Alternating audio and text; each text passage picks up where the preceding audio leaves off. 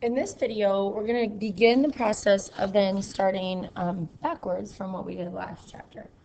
So we're talking about a word called factors, and I think you guys have heard this word before. This we sometimes call the GCF, and that stands for greatest common factor. So greatest meaning largest, common meaning two things that they have that are the same, and factor is this word we're going to talk about right now. So a factor is a number that's being multiplied to find a product. So in the last chapter, the problems that we were given when it was a multiplication problem may have looked like this.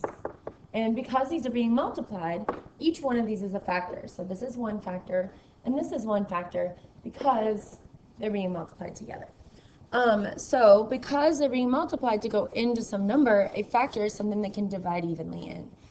So again, it's just going to be the largest number that can be divided evenly into two numbers. So here again, we're just looking for the numbers that can go evenly into both 12 and 30.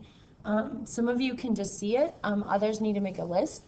I like to sometimes just start with 1 and write out a list of all the factors. So I went from 1 to 2 to 3. And I'm just writing the ways we can multiply to 40.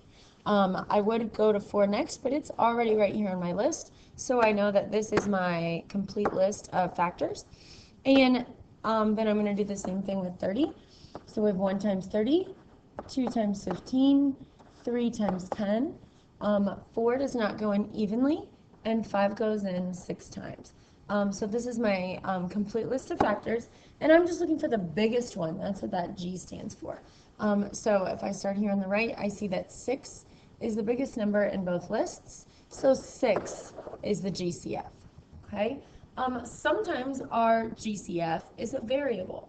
So again, we're just looking for what they have in common. So here we're going to look at 3, so we have just 1 and 3. And here we have 1 times 6, 2 times 3. Again, that 3 is the largest number on both lists, so 3 is my GCF. But I also need to take into consideration everything that's multiplied to get these. And so here we have x times x times x, that's what x to the third means. And then over here we have x times x. And you can see that the largest amount they both have in common is 2. So that is also part of my GCF. And kind of a quick rule of thumb, whatever the biggest, the smallest exponent is probably going to be your GCF, because we're looking for the most that they both have in common, and they both have at least 2. That's why this is that x squared. So I kind of just look for how many they both have.